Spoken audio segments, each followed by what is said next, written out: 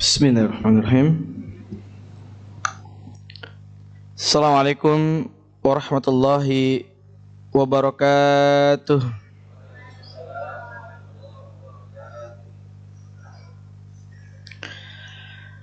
Alhamdulillah, alhamdulillahirabbil alamin. Alladzi khalaqal mauta wal hayata liyabluwakum ayyukum ahsanu amala. Huwallazi anzala as-sakinata fi qulubil mu'minina liyazdadu imanan ma'a imanihim. Asyhadu an la ilaha illallah wahdahu la syarika lahu wa asyhadu anna Muhammadan abduhu wa rasuluh la nabiyya ba'dah. Allahumma shalli ala Muhammad wa ala ali Muhammad. Hadirin sidang salat subuh Masjid Al-Ikhlas yang dimuliakan Allah Subhanahu wa taala. Puji syukur kepada Allah Subhanahu wa taala, alhamdulillah pada hari ini kita kembali bertemu bermuajahah di masjid yang kita cintai ini. Semoga semua yang hadir ke sini, tiap langkah-langkah kita dari rumah menuju ke masjid ini, Allah hilangkan dosa-dosa kita, Allah ampuni dosa-dosa kita, dan Allah tinggikan derajat kita di sisi Allah Subhanahu wa taala. Tapi saya ke masjid naik motor, Ustaz. Ya, semoga tiap putaran rodanya menggugurkan dosa-dosa kita. Ya, saya ke sini naik sepeda, gimana? Semoga tiap goesan kita dari rumah ke sini menggugurkan dosa-dosa kita. Hari ini kita akan kaji dua surat ya, yang erat kaitannya dengan peristiwa penting menjelang kelahiran Nabi Shallallahu Alaihi Wasallam. Karena ini ada fenomena begini. Sejarah atau sirah itu seakan-akan berdiri pada track yang berbeda. Seakan-akan bukan bagian dari agama. Padahal dahulu para sahabat itu mengajarkan sirah itu seperti mereka mengajarkan Al-Quran. Sebagaimana kalimat-kalimat para tabi'in, dahulu guru-guru kami, orang tua kami mengajarkan sirah tentang peperangan Nabi itu seperti mengajarkan Al-Quran. Artinya apa? Diceritakan, setelah diceritakan nanti anak kita atau murid itu menceritakan kembali untuk dikoreksi oleh gurunya. Nah, ini tradisi yang mulai hilang. Kenapa? Karena digantikan dengan kisah-kisah yang kilawakola hari ini tuh. Katanya yang gak ada dasarnya. Akhirnya yang menceritakan pun gak terlalu berani cerita karena ini sebenarnya benar apa enggak? Dia sendiri ragu gitu. Dia sendiri ragu. Padahal kisah-kisah yang Allah ceritakan dalam Al-Quran sangat banyak, apalagi yang berkenaan dengan Nabi Shallallahu Alaihi Wasallam. Karena sejatinya semua kisah itu untuk Nabi Shallallahu Alaihi Wasallam dan juga untuk kita. Makanya kisah disebut nama lainnya adalah ibrah, al-ibr, nyebrang, nyampe. Maka di antara dua surat yang kalau kita kaji di dalam Al-Quran, maka kita akan ketemu benang merahnya. Ada dua surat yang insya Allah sudah sangat sering kita dengar, bahkan sebagian besar kita pasti sudah hafal, yakni surat Al-Buruj dan surat Al-Fil. Di dalam surat Al-Buruj, karena ada kisah tentang yang namanya Ashabul Ukhdud. Ashabul Ukhdud ini penting, karena nanti Ashabul Ukhdud inilah yang menyebabkan datangnya dua orang dari Habasyah, yakni dua orang yang namanya Abraha dan Aryad. Nanti kita bahas siapa itu dua orang itu, Abraha dan Aryad. Jadi kisah Ashabul Ukhdud itu erat kaitannya dengan nanti cara Allah menaikkan derajatnya Mekah sebelum kelahiran Nabi Shallallahu Alaihi Wasallam. Kemudian Al-Fil ini juga menjadi penting karena hari ini ada orang yang dengan kebodohannya bisa dibilang, dengan kekurangannya akan ilmu, dia bilang begini, Al-Fil itu surat yang salah. Hanya karena apa, Pak? Hanya karena dia bilang gajah itu nggak ada di Arab. Hari ini nggak ada gajah di Arab. Gimana dulu ada, orang hari ini aja nggak ada gajah. Kata dia gitu, Pak. Dan makanan gajah itu nggak ada di Arab. Gajah itu bukan makhluk yang muncul di Arab. Nah, ini kalau pemahamannya begini, akhirnya dia menyimpulkannya salah. Karena dia bilang gajah nggak ada di Arab, maka dia bilang surat Al-Fil salah. Lah ini kan jadi ngaco. Mana mungkin Al-Quran itu salah. Yang ada otak kita yang salah, akal kita yang belum nyampe. Nah, pembahasan fokus saya pada dua surat ini, dan nanti kita akan coba mengulas sedikit. Kalau di jurusan sejarah itu ada istilah mata kuliah geografi sejarah.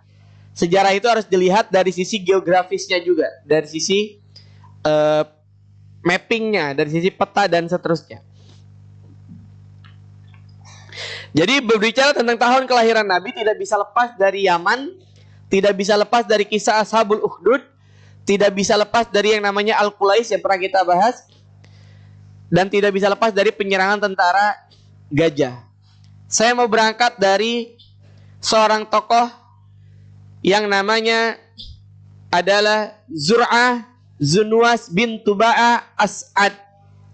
Pernah dengar nggak ini, Pak? Belum. Baru dengar ya. Nama panggilannya Zunuwas. Jadi Zunuwas ini, Pak, adalah orang Yahudi.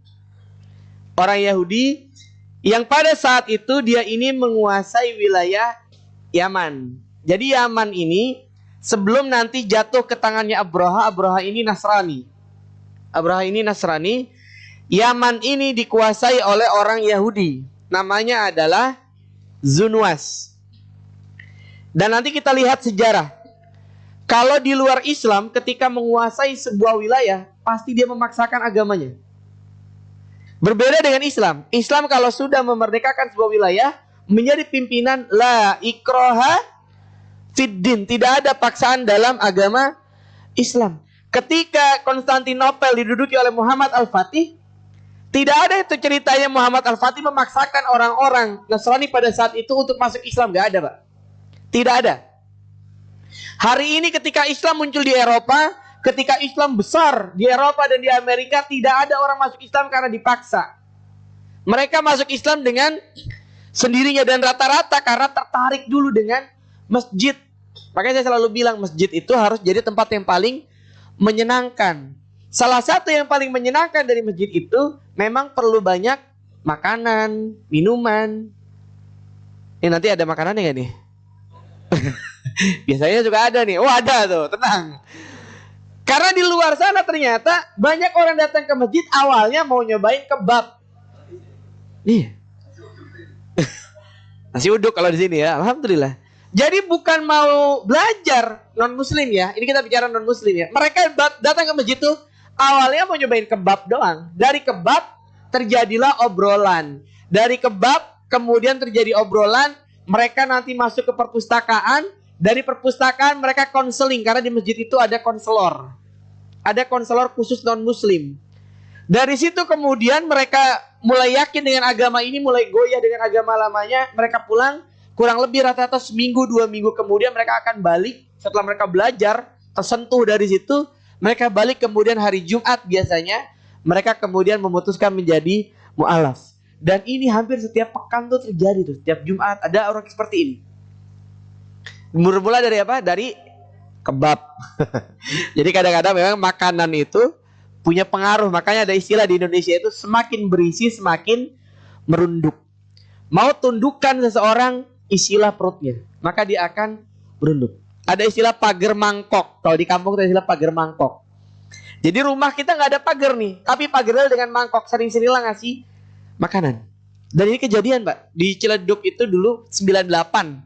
Ketika banyak toko-toko itu hancur gitu ya. Ada satu toko yang dia hancur tuh. Karena orangnya memang sering ngasih. Jadi terlewati dia, yang lainnya hancur. Ini toko utuh sendiri, sampingnya hancur. Karena emang ini profilingnya dia orang baik. Padahal dia non muslim juga. Tapi dia kemudian tidak disentuh oleh orang-orang yang rusuh pada saat itu. Karena memang profiling dia orang baik. Apa tadi istilahnya pagar mangkok. Jadi jangan mangkok dijadiin pagar. Tapi pagar mangkok gitu. Melindungi rumah kita dengan sering-sering ngasih makanan. Nah, si Zunuwas ini memaksakan agamanya. Salah satu yang di agama yang dipaksakan adalah orang-orang Nasrani pada saat itu. Kurang lebih kata para ulama 20.000. 20.000 orang dipaksa masuk Yahudi pada saat itu. Mereka nggak mau meninggalkan ajaran agamanya. Yang diajaran agama Nasrani pada saat itu. Akhirnya apa yang terjadi? Dibakar hidup-hidup. Inilah peristiwa yang namanya Ashabul Ukhdud. Dibakar hidup-hidup, ditaruh di sebuah parit, ditaruh di sebuah lubang yang besar, dibakar di sana. Istilah parit ini di Islam tuh belum pada tahu orang. Nanti baru pada tahu ketika perang Khandaq. Jadi Nabi waktu di Mekah pun kisah tentang parit ini Nabi tuh nggak tahu. Nanti makanya kita baru tahu tentang parit dari siapa? Sahabat namanya siapa? Salman Al-Farisi. Farisi artinya Persia. Jadi kita tahu tentang parit itu dari Persia malah. Dari luar. Dari orang-orang Persia pada saat itu. Nah kemudian ada orang yang selamat. Nanti dia mengadukan ini pada Heraklius. Heraklius ini siapa? Siapa Pak? Kaisar ya, pemimpinnya Romawi pada saat itu. Di mana tempatnya Romawi pada saat itu? Di mana pusatnya Romawi? Itu di wilayah Syam ya, ada Pak Syam di sini nih. Di wilayahnya Pak Syam tuh. Di wilayahnya Syam. Maka Herakl pada saat itu memerintahkan pada Najasyi. Najasyi ini pimpinan di wilayah Habasyah, Ethiopia, untuk mengirimkan pasukan. Maka dikirimlah 2 orang. Namanya adalah Abraha dan Aryad. Jadi Abraha ini bukan orang asli Yaman. Abraha ini kulit hitam. Abraha ini adalah orang dari Habasyah, dari Afrika, Pak. Jadi ini menjadi bantahan pada orang-orang yang bilang Al-Fil ini salah karena di Arab tidak ada gajah. Betul, di Arab tidak ada gajah karena gajah yang dibawa Abraha itu didatangkan dari Afrika. Pakai alat apa dong dia nyebrangnya? Itu kan nyebrang, nanti kita lihat. Dari Afrika ke Yaman, gimana geografisnya. Pada zaman itu, kapal-kapal itu sudah ada. Jangankan zaman ini, zaman Nabi Nuh udah ada kapal. Ya kan? Nabi Nuh sudah bikin kapal. Sudah mengangkut orang, dan kita lihat kisahnya. Di dalam surat Nuh. Ketika Allah perintahkan Nabi Nuh buat kapal, orang pada ngapain bikin kapal? Karena nanti akan banjir. Emang akan banjir, gak mungkin suasana kayak gini. Dan kita lihat kisahnya, Nabi Nuh ketika bikin kapal, akhirnya binatang-binatang itu dibawa ke dalam kapal. Dan kisah ini yang terjadi, jaraknya dengan Nabi Muhammad SAW hitungannya hanya terbilang 1-2 tahun. Kisah tentang Aryad dan Abraha ini datang ke sana. Sedangkan Nabi Nuh alaihissalam jaraknya ribuan tahun. Bukan ribuan tahun, malah mungkin berabad-abad. Orang Nabi Isa dengan Nabi Muhammad SAW aja jaraknya sekitar 400 sampai 600 tahun. Berarti antara 4 sampai 6 abad. Apalagi Nabi Nuh alaihis salam, Adam, Idris, Nuh. Jauh lebih berabad-abad lagi. Artinya kapal itu sudah ada. Makanya penting memahami ayat itu dengan pemahaman alat bantu lainnya. Salah satunya adalah sirah. Makanya sirah itu nggak bisa dilepaskan. Dan jarang masjid yang mau mengkaji sirah, maunya belajar Quran, belajar fikih, belajar hadis, tapi lupa padahal pemahaman ini perlu dipererat, diperkuat dengan fondasi sejarah, sirah, asbabun nuzul, asbabul wurud, dan seterusnya. Maka jemaah Allah Subhanahu wa taala, oh ternyata Abraha ini adalah orang dari Afrika, dari Habasyah, dari Ethiopia.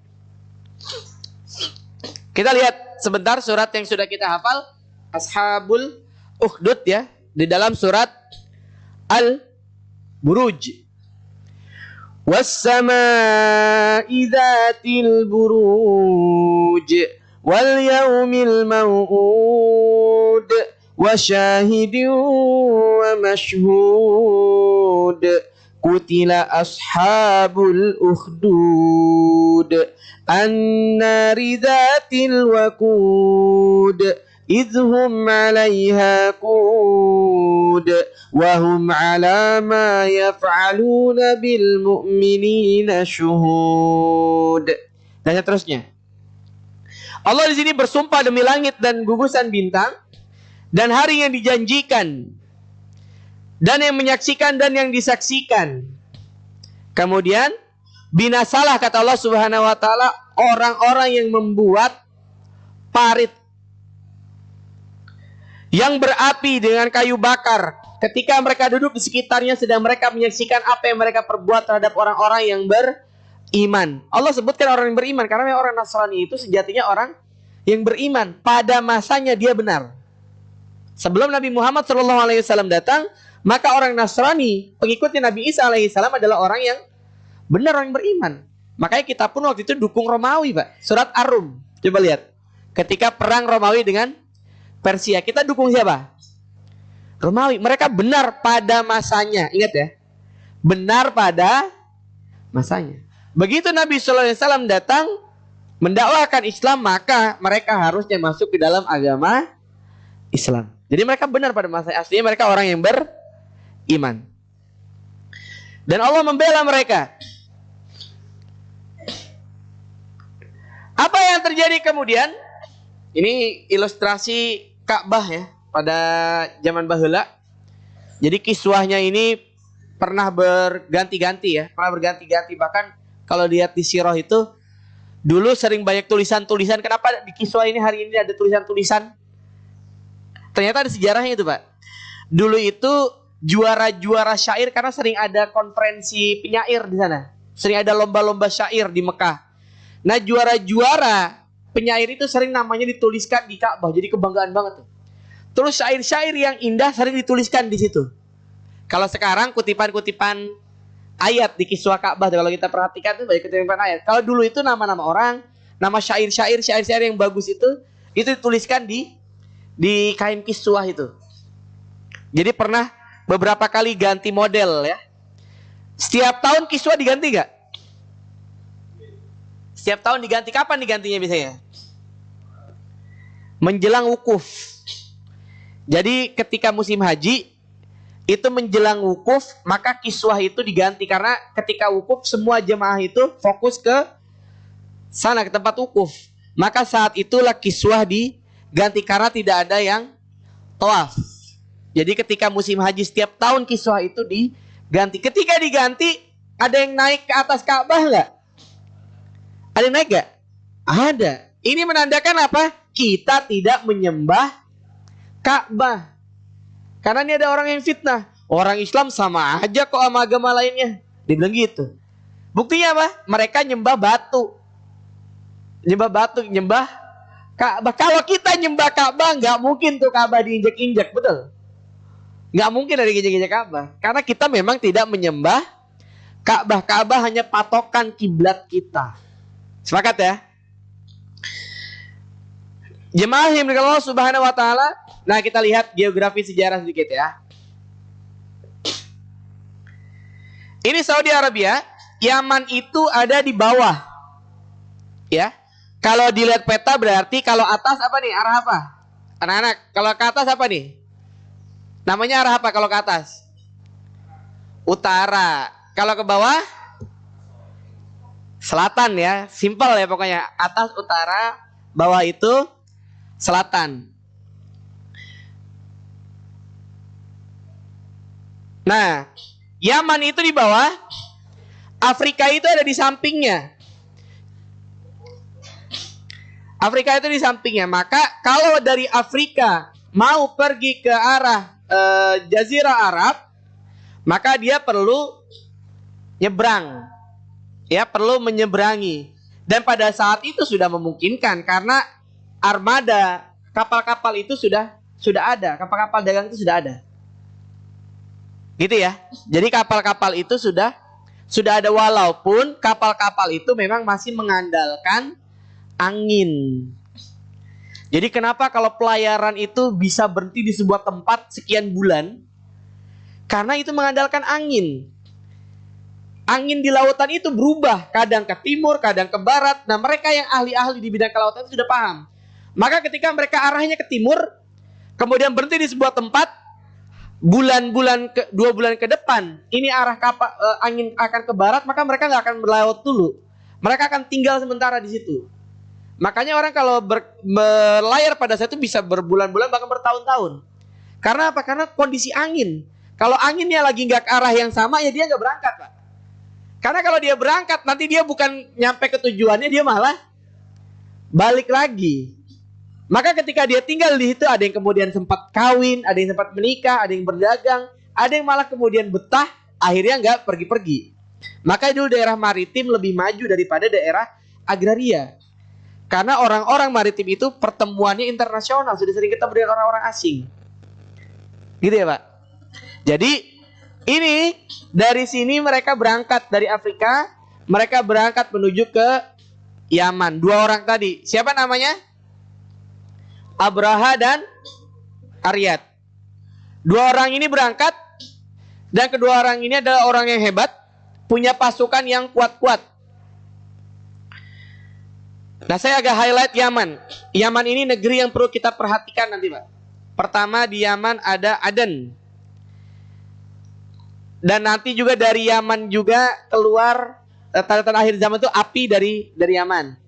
Kemudian kabut ya, yang mematikan itu juga nanti dari sana juga. Jadi Yaman ini wilayah yang perlu kita dapatkan perhatian ya. Selain Syam, Syam perlu kita perhatikan, Yaman juga perlu kita perhatikan. Nah, di Yaman ini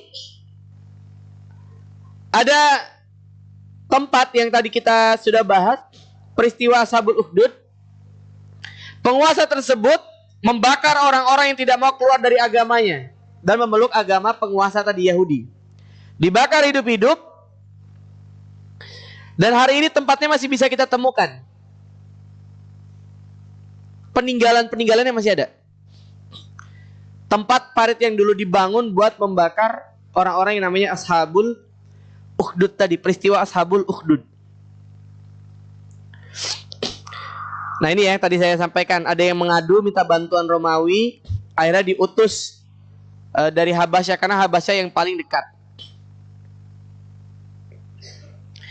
Nah, jemaah yang Allah Subhanahu wa taala, maka Ibnu Hisham menceritakan. Ini bisa dibuka nanti di sirahnya Ibnu Hisham. Kalau di yang kitab yang sering saya pakai itu yang Abdul Karim Az-Zaid itu tidak banyak dibahas di situ. Tapi nanti di Ibnu Hisham itu dibahas. Jadi setelah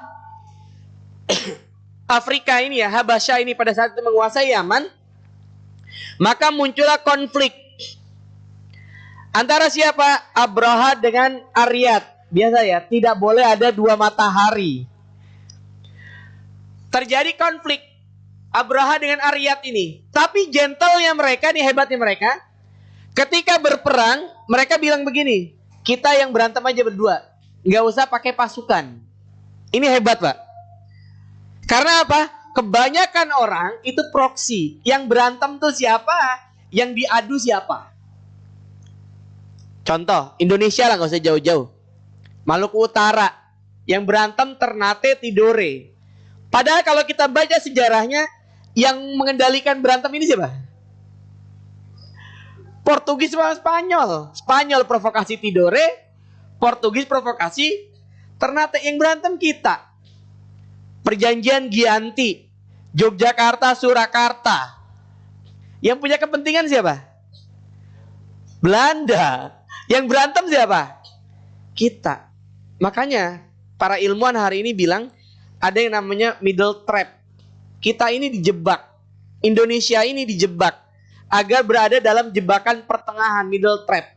Gimana caranya? Disibukkan kita dengan berantem. Kenapa? Agar kita tidak fokus pada hal-hal yang lebih strategis.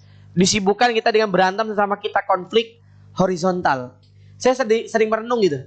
Kenapa di Eropa, di zaman-zaman berabad-abad yang lalu, di rumah sakit di Birmingham itu ada sebuah rumah sakit dari zaman Ratu Victoria, jauh sebelum Queen Elizabeth. Jadi abad berapa gitu ya. Bangunannya sudah bagus banget. Terus kayak cup ya, yang bawah tanah itu, kereta bawah tanah, udah dibikin mereka berabad-abad yang lalu. Saya berpikir begini, kok mereka bisa ya tahun-tahun itu berpikir yang sangat maju. Saya ngerenung lagi, iya juga ya, karena mereka nggak dijajah. Karena mereka tidak jadi mereka menjajah. Pikiran yang lebih luas, pikiran yang lebih fresh, maka bisa menghasilkan hal-hal yang strategis. Kenapa kita hari ini nggak bisa berpikir sangat luar biasa? Karena kita disibukkan dengan keributan antara kita. Betul nggak? Makanya saya selalu bilang masjid tuh harus jadi tempat healing, masjid itu tempat konseling, masjid itu harus jadi tempat yang paling nyaman. Karena laki-laki di luar sana tekanannya banyak, betul nggak? Di kantor ditekan, di rumah ditekan dan seterusnya. Nyampe sini harus jadi tempat yang paling nyaman. Nah ini luar biasa. Abraha lihat berantem, maka yang menang adalah Abraha. Kemudian terjadilah kemarahan. Ini ada dua pendapat yang berbeda. Kalau saya cenderung mengadunya ini kepada Herakl, bukan Najasyi. Tapi ada tulisan itu mengadunya katanya kepada Najasyi. Allah alam bisawab lah, saya nggak tahu yang benar ini. Tapi feeling saya yang lebih tepat itu adalah Herakl. Karena Herakl ini dari sisi jarak lebih jauh daripada dengan Najasyi. Kalau Najasyi gampang aja dia nyeberang ke Yaman, lebih dekat. Apa yang terjadi? Jadi diceritakan dalam sirah itu bahwa Heraklius ini dikasih tahu sama orang, Heraklius, Abraha ini membunuh Aryat. Kata yang ngadu ini. Lantas dia nanya, apa yang terjadi emang? Mereka berantem, maka Aryat itu wafat. Akhirnya Heraklius bilang apa? Kata Heraklius, kalau gitu saya akan pergi ke Yaman. Saya akan menginjakan kaki saya di tanah Yaman. Saya akan jambak itu rambutnya Abraha. Jadi dia mau pergi ke Yaman dan mau jambak rambutnya Abraha. Si Abraha ini gak kalah pintar, Pak. Abraha ini gak kalah pintar. Maka Abraha sebelum itu terjadi, Abraha mengirimkan apa? Mengirimkan pasukan dan juga hadiah yang sangat banyak. Jadi tradisi ini tuh udah dipakai dari dulu, Pak. Saya baca sejarah tuh, misalnya ketika Nabi Sulaiman alaihissalam ia mau menduduki wilayahnya siapa? Saba. Maka nanti ratu ini udah kirim aja dulu, kirim sesuatu. Kalau dia memang nabi, dia pasti gak akan ngambil. Tapi kalau dia punya kepentingan buat menguasai kita, dia pasti akan ambil. Jadi tradisi sering kirimkan hadiah itu antar negara tuh sudah sering. Bahkan saya baca ketika Muawiyah bin Abu Sofyan, ini data menarik nih. Muawiyah bin Abu Sofyan itu ketika mengetahui bahwa di Pulau Jawa ada kerajaan namanya Holing, ratunya adalah Ratu Sima yang katanya terkenal adil, maka dites oleh Muawiyah bin Abu Sofyan. Muawiyah bin Abu Sofyan itu mengirimkan emas yang banyak ke Jawa. Jadi sudah ada interaksi pada zaman Muawiyah bin Abu Sofyan dengan kerajaan Ratu Sima, Holing. Dikirimkan itu emas untuk apa, Pak? Ngelihat betulkah dia ratu yang adil, ratu yang jujur. Kalau dia ratu yang jujur pasti diambil, ditaruh aja tuh emas, digeletakin. Dan Ratu Sima pada saat itu membutuhkan tidak boleh ada yang ngambil itu. Nggak ada yang berani ngambil. Selama kurang lebih 3 tahun ini bisa dibuka di bukunya Hamka. Hamka menulis tentang sejarah Islam di Nusantara. Ini dibahas oleh Hamka, Pak. Saya bacanya dari bukunya Hamka. Jadi nggak ada yang berani ngambil. 3 tahun nggak ada yang berani ngambil itu emas. Sampai kemudian nanti anaknya Ratu Sima yang ternyata ngambil. Anaknya Ratu Sima ini ngambil. Kemudian Ratu Sima karena menganggap anaknya sudah melanggar titahnya si ratu, maka anaknya ini kemudian tadinya mau dibunuh, mau dihukum mati, tapi oleh menteri-menterinya dinego, jangan dihukum mati lah, akhirnya dihukum potong kaki pada saat itu. Bukan potong tangan ya, potong kaki. Jadi sudah ada berita-berita tentang saling menukar hadiah, dan itu biasa. Nah, Heraklius dikasih hadiah apa, Pak? Dikasih hadiah banyak dari Yaman, termasuk ada Gucci. Gucci itu isinya apa? Ada tahu, Pak, isi Gucci-nya ini apa? Tanah sama rambut. Yang kemarin kita bahas ya. Tanah dan rambut ini yang kemudian diberikan. Maka jemaah Allah Subhanahu wa taala, dia juga berjanji akan membangun Ka'bah ya, Al-Qulais, Kulan Suah. Maknanya adalah songkok atau peci, yang artinya kalau melihat ke atas itu akan jatuh. Dan hari ini bangunan-bangunan yang tinggi itu sudah menjadi tren, bukan cuma di Eropa. Sekarang sudah masuk ke dunia Islam. Sekarang Burj Khalifa yang tingginya kurang lebih 1 km ya, 800 sekian ya, mau 1 km, itu kemungkinan akan dibalap oleh Saudi dan Kuwait. Saudi dan Kuwait hari ini sudah merencanakan membangun bangunan sekitar tingginya 1,2 km. Jadi lebih tinggi dari Burj Khalifah. Yang kalau kita merujuk pada hadis Nabi SAW, di antara ciri-cirinya apa? Orang-orang kampung yang bertelanjang dada, bertelanjang kaki, ini kata para ulama simbol kemiskinan. Jadi kalau ada orang yang sering nyeker, itu simbol kemiskinan kata para ulama. Nah, orang-orang ini yang disebut oleh para ulama bertelanjang kaki, bertelanjang dada, artinya miskin pada masa itu, nanti membangun bangunan yang tinggi. Dan hari ini bangunan-bangunan tinggi sudah beralih ke dunia Islam. Siapa yang bisa mengira gitu, dunia Islam sekarang punya bangunan-bangunan yang tinggi. Jadi Eiffel itu lewat tingginya. Eiffel, apalagi menara-menara yang tinggi dunia tuh. Eiffel kalau di Inggris itu ada namanya Trafalgar Square di London. Lewat tinggi. Trafalgar Square itu kalau dilihat tingginya nggak terlalu tinggi, Pak. Bahkan Monas tuh kayaknya tinggian Monas daripada Trafalgar Square. Eiffel tinggi, tapi Eiffel ternyata tidak lebih tinggi daripada Burj Khalifah. Dan Burj Khalifah nanti akan dikalahkan. Jadi hati-hati, Pak. Apalagi kemarin saya baru lihat berita itu di Masjidil Aqsa, kemudian di Saudi, di beberapa tempat itu beberapa tahun terakhir sudah sering turun salju.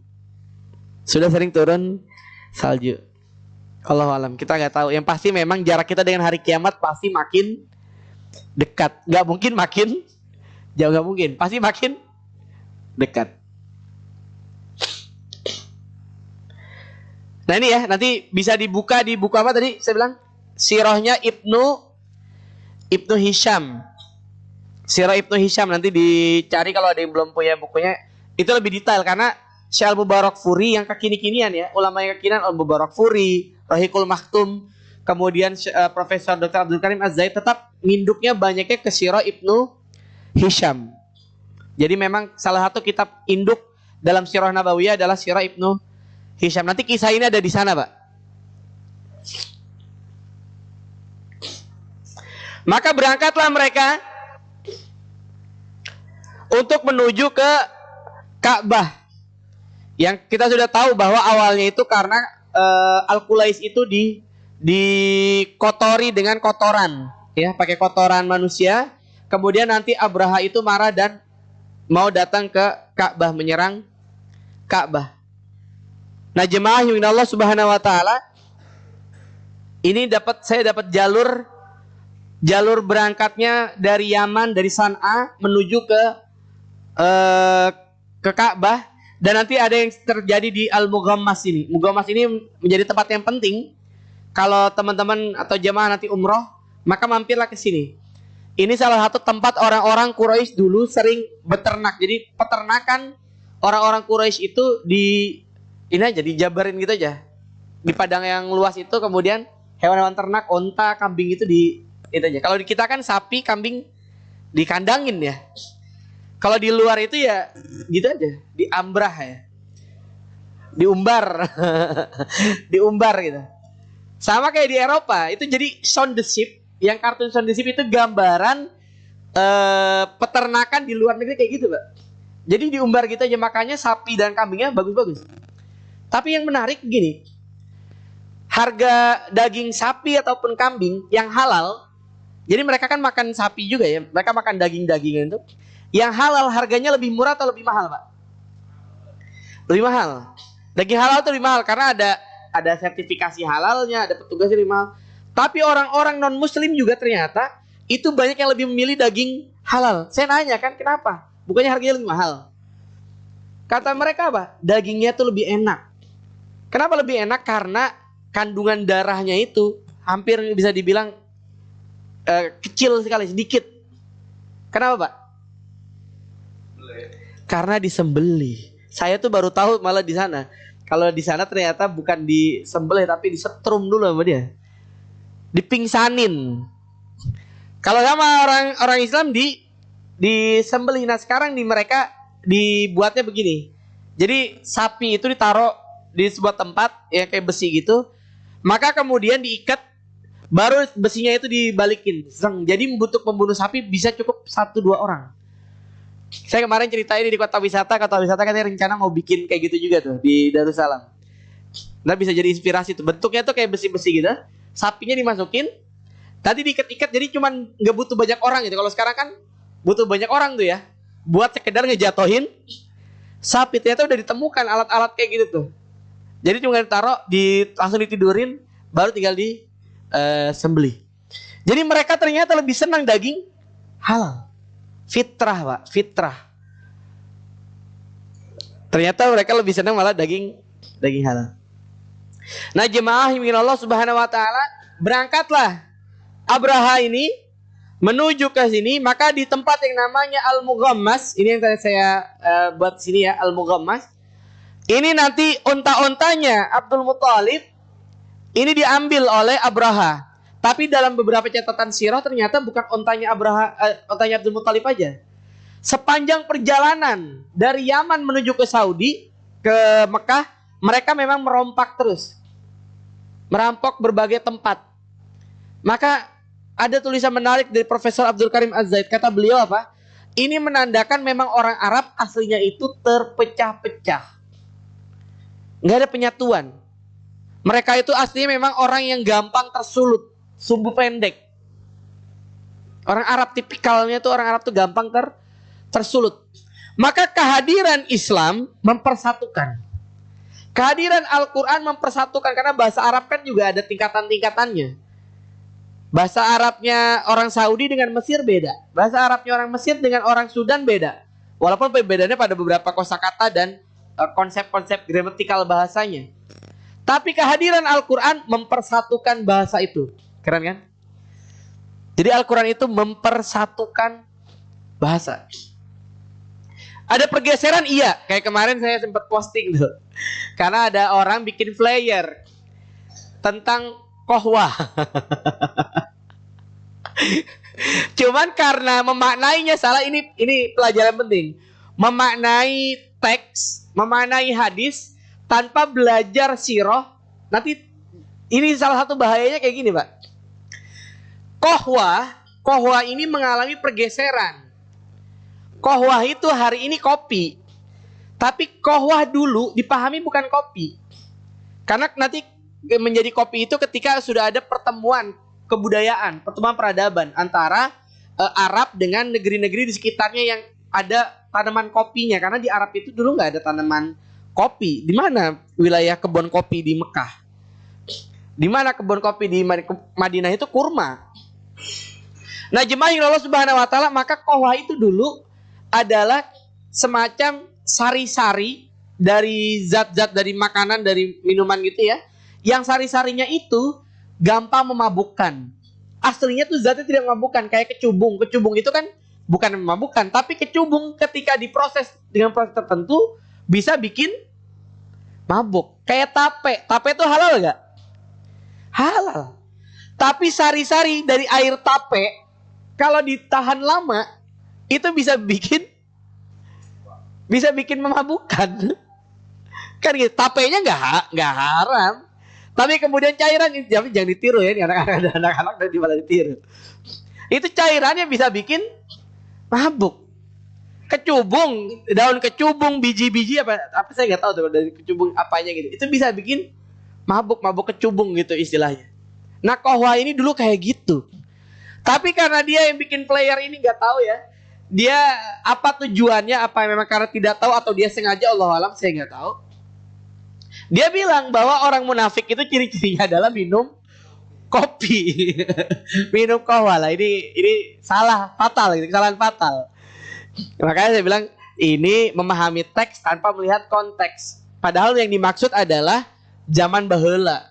Kalau tidak di counter, ini kalau dibiarkan ini bisa jadi perang saudara, Pak. Antara pedagang kopi, penikmat kopi dengan ahli ilmu ini. Ini gawat. Makanya saya bilang ini perlu diluruskan. Jadi kohwah itu kopi pada masa ini. Masa dulu kohwah itu hal yang berbeda. Jadi kalau bapak-bapak sedang minum kopi, mangga tetap silakan aja. Karena ada ulama-ulama yang bahkan bilang kopi itu dekat dengan ilmu.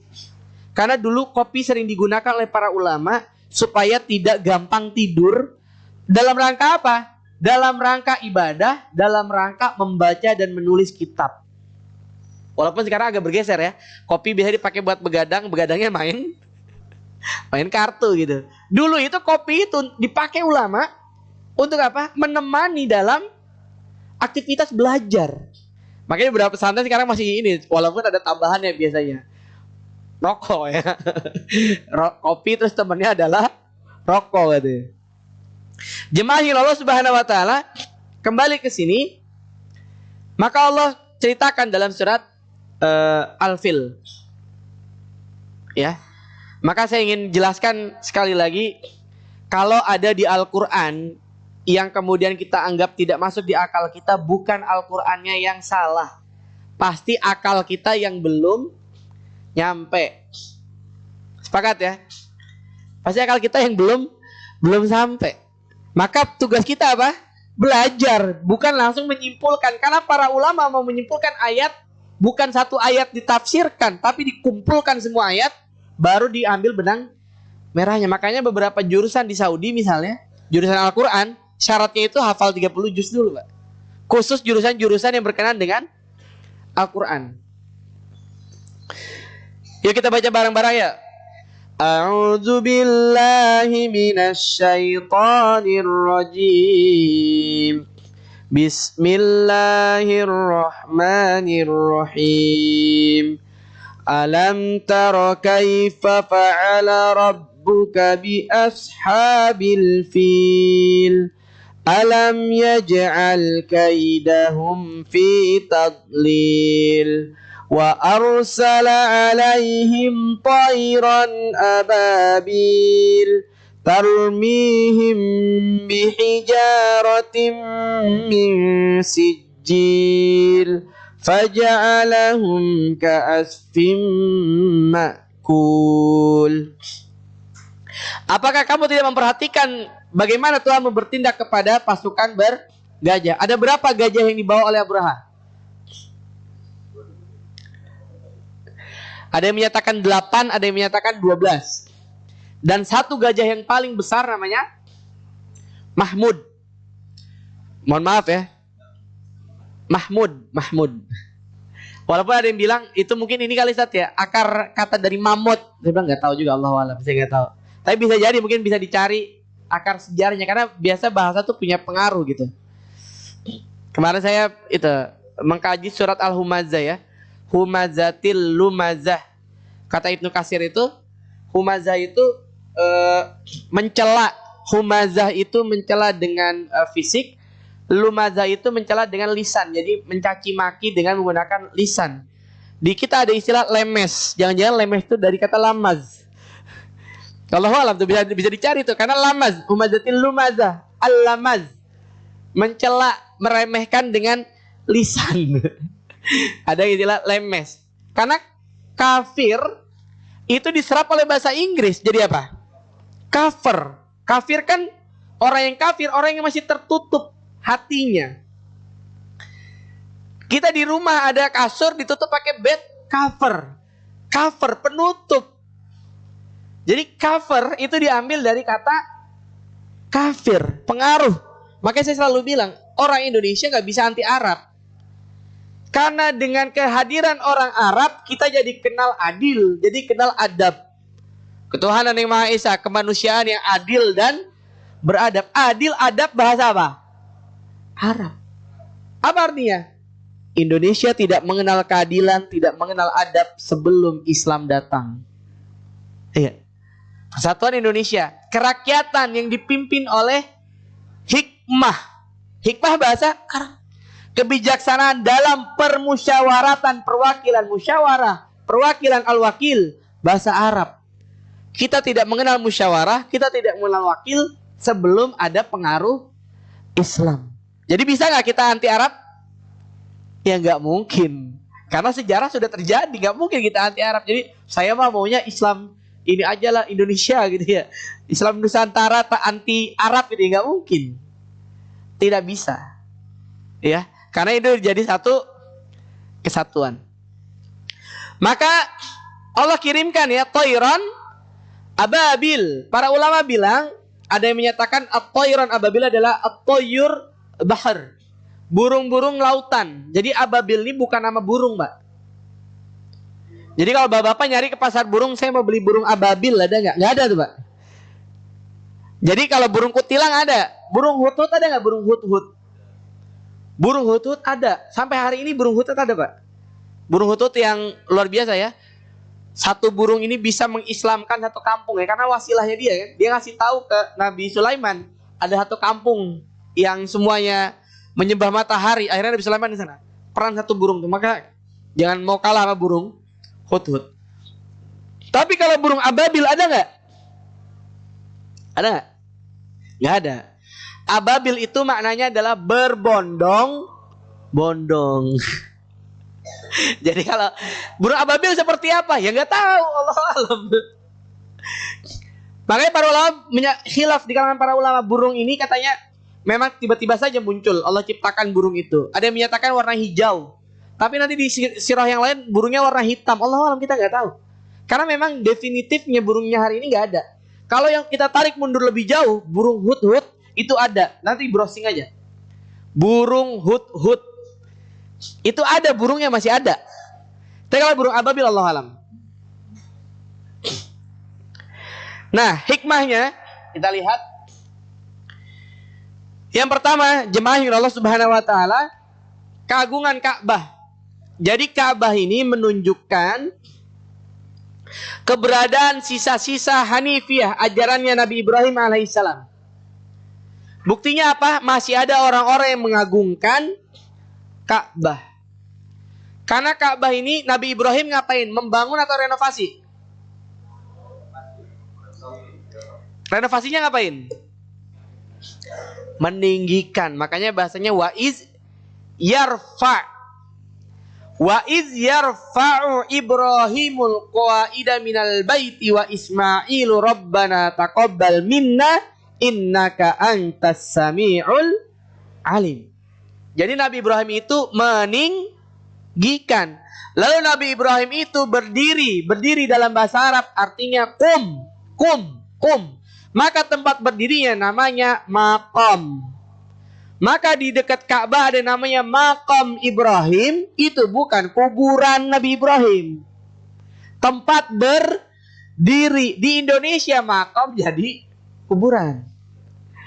Aslinya Maqam itu tempat berdiri.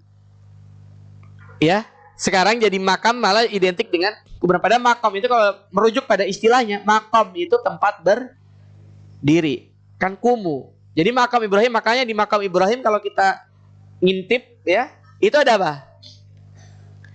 Ada tapak, ada jejak tapak kaki Nabi Ibrahim alaihis salam. Artinya waktu Nabi Ibrahim membacakan doa yang tadi saya bacakan itu, Rabbana taqabbal minna innaka antas samiul alim, Nabi Ibrahim berdoa dengan berdiri. Kemudian Nabi Ibrahim juga berdoa lagi, Rabbana waj'alna muslimaini laka wa min dzurriyyatina ummatan muslimatan lak warina manasikana wa tub alaina innaka antat tawwabur rahim. Ada yang ketiga, Rabbana wa ba'ats fihim rasulam minhum yatlu alaihim ayatik. Ya Allah, tumbuhkanlah, lahirkanlah nanti dari sini ya rasul dari kalangan mereka sendiri. Yatlu alaihim ayatik, yang akan mengajarkan ayat-ayat. Wa yu'allimuhumul kitab, yang akan mengajarkan kitab. Wal hikmah, dan mengajarkan kebijaksanaan. Hasil penelitian membuktikan tidak ada satu nabi pun yang lahir di sekitar Ka'bah kecuali Nabi Muhammad Sallallahu Alaihi Wasallam. Jadi Nabi Ibrahim sudah tahu bahwa nanti akan lahir nabi di sekitar Ka'bah ini. Atau makna keduanya, Nabi Ibrahim telah mendoakan akan lahirnya seorang nabi di sekitar Ka'bah itu. Dialah nanti Nabi Muhammad Sallallahu Alaihi Wasallam. Kalau kita lihat Nabi Isa tahu nggak akan lahir nabi akhir zaman namanya Nabi Muhammad? Di surat apa tuh? As-Saff ayat 6 ya. Ketika Nabi Isa bilang bahwa nanti akan lahir, berikan kabar gembira, akan lahir setelahku nabi, seorang Nabi Muhammad. Asbabun nuzulnya kata para ulama itu, Nabi Isa ini dulu sering diperkirakan oleh orang nabi akhir zaman. Maka Nabi Isa bilang, saya bukan. Nanti akan datang nabi akhir zaman. Gembiralah, bergembira dengan kelahiran nabi akhir zaman. Kan ini aneh.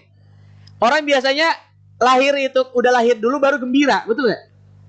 Ada orang begini, alhamdulillah sudah lahir anak saya namanya Abdurrahman, laki-laki. Di WA lagi, emang udah lahir? Orang nikah aja belum? Iya nanti maksud saya 5 tahun lagi.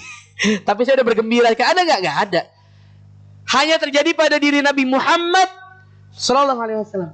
600 tahun kurang lebih 6 abad sebelum lahirnya Nabi Muhammad Sallallahu Alaihi Wasallam, Nabi Isa sudah menyuruh umatnya bergembira tentang kelahiran Nabi akhir. Ya, Masya Allah. Gak ada yang lain, Pak. Hanya terjadi pada diri Nabi Muhammad Sallallahu Alaihi Wasallam. Dan Allah mau kemudian membuat orang-orang itu mengacu kepada Ka'bah. Kemudian kita lihat kedengkian orang-orang Nasrani, khususnya waktu itu adalah Abraha. Ya, mereka cemburu. Mereka cemburu karena kok Ka'bah yang dalam tanda kutip kotak gini doang gitu ya. Tapi orang dari seluruh dunia mau berangkat ke sana. Bagi kita umat Islam, Ka'bah ini menandakan ajaran Islam ini adalah ajaran yang universal, global. Allah menginginkan kita minimal 1 kali dalam hidup kita pergi keluar negeri. Apa maknanya? Belajarlah bahasa di luar bahasa Indonesia. Anak-anak masih ingat 3 bahasa yang saya sering bilang? Ya harus dipelajari. Arab, yang kedua Inggris, ketiga apa? Mandarin. Ini bukan pendapat saya, ini pendapat para ahli nih. Jadi kata para ahli itu bahasa masa depan tuh 3. Pertama Arab, karena bahasa Arab bahasa ilmu. Ya, bahkan bahasa Arab bahasa penduduk surga, lugatil Arabiyah, lugatil jannah. Yang kedua bahasa Inggris. Bahasa Inggris ini bahasa pergaulan internasional. Anak-anak, benua ada berapa benua? 7. Apa aja?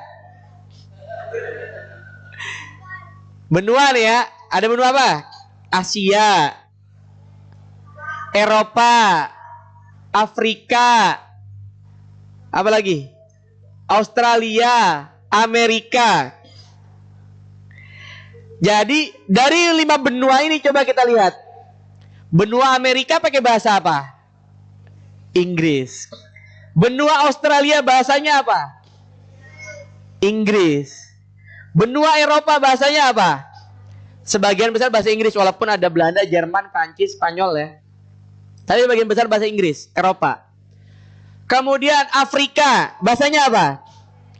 Ada Inggris, ada Arab, ada Prancis. Afrika itu macam-macam. Tapi banyak yang pakai bahasa Inggris juga. Asia, macam-macam. Ada Indonesia, ada Malaysia ya. Tapi Malaysia second language-nya Inggris. Singapura Inggris. Karena banyak negara Commonwealth. Artinya dari 5 benua ini, mungkin 3 benua besar ini, Amerika, Eropa, Australia, fix bahasa Inggris. Asia dan juga Afrika, sebagian-sebagiannya bahasa Inggris. Maka bahasa Inggris bahasa pergaulan internasional. Nah, ketiga, kenapa bahasa Mandarin? Bahasa Mandarin ini akan menjadi bahasa ekonomi dunia global nantinya. Kenapa? Penduduk Cina ini 1,7 miliar. Dan mereka memasuki semua negara. Dan mereka nih, apalagi sekarang lagi jadi kayak gini ya, ekonomi nih, mereka akan mencoba menyaingi kekuasaan dominasinya Amerika Serikat. Jadi kalau adik-adik semua tertarik untuk menjadi pebisnis nantinya, maka penting menguasai bahasa Mandarin. Kalau 3 nggak bisa, minimal 2, Inggris, Arab. Inggris, Arab nggak bisa, minimal 1 bahasa Arab. Bahasa Arab nggak bisa, ya sudahlah, bahasa Indonesia yang baik dan benar. Minimal ditambah bahasa Jawa. Bener Pak? Karena di Indonesia ini, bicara Indonesia, terbanyak adalah masyarakat Jawa. Saya pergi ke Maluku Utara, ke daerah terpelosok paling kecil sempit di daerah Bacan. Pulau Bacan itu kalau dari Ternate tuh naik kapal agak jauh tuh. Di Pulau Bacan udah masuk ke pelosok-pelosok, mau beli makanan, ada tukang bakso. Saya tanya, dari mana Pak? Dari Jawa. Jauh-jauh di sana, luar biasa ketemu lagi gitu ya. Jadi minimal kalau bahasa daerah bahasa apa? Jawa ya, minimal ngerti inilah pinten gitu ya. Suwun, kulon nuwun. Yang berikutnya pengorbanan ya, yang tadi yang kita ceritakan ada yang berangkat ke sana untuk mengotori itu bagian dari tindakan yang menurut Abdul Karim Az-Zaid, dia tidak ingin tanah sucinya itu direndahkan. Nah, ini yang paling penting. Muqaddimah guna menarik perhatian dunia terhadap kejadian besar yang akan terjadi beberapa saat kemudian. Kata para ulama, setelah kejadian ini 1,5 bulan kurang lebih, setelah peristiwa ini, maka Nabi lahir. Jadi sebelum Nabi lahir, Allah siapkan settingnya dulu, latarnya. Sebuah negeri yang tadinya tidak dianggap, sebuah negeri yang bukan apa-apa, sebuah negeri yang bahkan Romawi Persia tidak mau jajah, tiba-tiba beng. Allah tunjukkan mukjizatnya dengan Allah hancurkan pasukan Abraha yang tadinya adalah pasukan elit, menghancurkan kekuasaan Yahudi di Yaman. Abraha mengarahkan Aryat. Abraha bisa merompak sepanjang jalur dari Yaman menuju Arab. Tapi dengan sangat mudah bagi Allah Subhanahu wa taala seorang Abraha bisa Allah hinakan. Saya mau tanya, Abraha meninggalnya di mana? Meninggal di tempat apa di mana? Hah? Ternyata Abraha, kata para ulama, tidak meninggal di lokasi, Pak. Tidak meninggal di Mekah. Abraha itu sempat pulang ke San'a. Tapi sepanjang perjalanan dari Mekah menuju San'a, badannya itu merotol. Badannya Abraha itu jempolnya lepas, jari-jarinya lepas. Sampai nanti begitu masuk ke San'a, badannya hancur. Jadi Allah sengajakan Abraha tidak meninggal di tempat. Ada nggak pasukannya Abraha yang masih hidup pada masa Nabi nanti? Dari riwayat Aisyah radhiyallahu taala anha, beliau bilang ada. Aisyah bilang ada, tapi mereka matanya buta. Jadi ada beberapa pasukan Abraha yang masih hidup. Jadi nggak semua meninggal, termasuk Abraha tidak meninggal di tempat. Dan ini adalah bukti kenabian dari Nabi Shallallahu Alaihi Wasallam bahwa Nabi lahir di tahun yang membawa keberkahan bagi orang-orang Arab. Makanya nanti sebetulnya kalau lihat dari sini saja, orang-orang yang memahami bahwa ini adalah betul-betul Nabi sudah paham bahwa di tahun kelahirannya saja Allah jaga tempat yang tadinya tidak diperhitungkan sama sekali. Jadi Masya Allah ya. Jadi saya berpikir jangan-jangan ketika hari ini kita merenung ya, di Indonesia hari ini muncul banyak lembaga tahfiz. Di Indonesia muncul hari ini banyak penghafal Al-Quran. Di Indonesia muncul hari ini orang-orang yang menguasai qiraah sab'ah. Di Indonesia muncul hari ini anak-anak kecil yang sudah luar biasa kualitas agamanya. Jangan-jangan ini tanda-tanda dari Allah Subhanahu wa taala untuk menunjukkan jangan-jangan memang kita nanti adalah negeri akhir zaman. Negeri yang kemudian muncul dari kita tokoh-tokoh Islam yang luar biasa mendunia. Kenapa? Karena hari ini mohon maaf, Saudi Arabia mulai dalam tanda kutip mulai aneh ini, Pak. Betul. Saudi Arabia yang tadinya menjadi luar biasa, hari ini kok tiba-tiba di Riyadh ada pesta-pesta, klub-klub mulai dibuka, klub malam. Di Jeddah orang mulai banyak gak pakai jilbab. Bahkan ada tren, mohon maaf, rambutnya dicepakin. Browsing aja deh. Saudi yang kita lukan ya, karena di sana ada kiblat. Hari ini mulai musik di mana-mana. Kemarin ada ustadz cerita, ada jemaah itu lagi jalan di sekitar haram, dekat Masjidil Haram. Tiba-tiba yang tadinya dulu di selongsong di dekat Ajwad itu ya, jalur yang banyak toko-toko itu, hanya murotal, tiba-tiba keselip ada satu toko nyetel musik. Ditegur sama dia, gimana sih dekat Masjidil Haram nyetel musik? Orang pemerintah juga membolehkan. Mudah-mudahan nanti malah tanda-tanda baiknya dari sini. Makanya ini yang kecil-kecil nih, mudah-mudahan nih pemimpin besar nih, ini aset kita, Pak. Ya, kalau ngeliat anak-anak kecil lari-larian ini, ya ngomelinnya biasa aja lah. Jangan ditegur terlalu over. Nanti apa? Nih mereka kabur dari masjid, udah. Kalau mereka udah gak nyaman di masjid, di luar sana mereka lebih nyaman. Maka ya tarik buntutnya lah. Tetap dikontrol tapi dengan lemah lembut, karena inilah kader-kader kita. Nanti kalau kita udah gak ada, mereka yang akan meramaikan masjid kita. Mudah-mudahan dari mereka lah nanti Allah jaga agamanya. Allah alam bisawab. karena tadi requestnya jangan lebih dari jam 6. Saya mau untuk lihat ini Pak Syam. Maka kalau ada yang mau diskusikan saya serahkan pada MC. Syukran. Allahu a'lam bishawab. Al-haqqu min rabbik fala takunanna mumtarin. Wabillahi taufiq wal hidayah. Wassalamualaikum warahmatullahi wabarakatuh. Waalaikumsalam warahmatullahi wabarakatuh. Demikian kajian mengenai sirah Nabi Muhammad SAW, peristiwa penting menjelang kelahiran Nabi Muhammad SAW yang merupakan tadabbur dari surat Al-Fil sama surat Al-Buruj. Barangkali ada pertanyaan dari Bapak-bapak kepada Ustadz, silakan Pak. Baik, jika tidak ada pertanyaan, mungkin kita akhiri kajian kita pada pagi hari ini. Sekalian juga menyampaikan panitia juga sudah menyediakan sarapan ya Pak Ustadz ya. Sarapan, alhamdulillah. Jadi kita tutup kajian subuh kita pagi hari ini dengan mengucapkan doa penutup majelis. Subhanakallah wa bihamdika asyhadu an la ilaha illa anta astaghfiruka wa atubu ilaik. Terima kasih kepada Pak Ustadz. Assalamualaikum warahmatullahi wabarakatuh.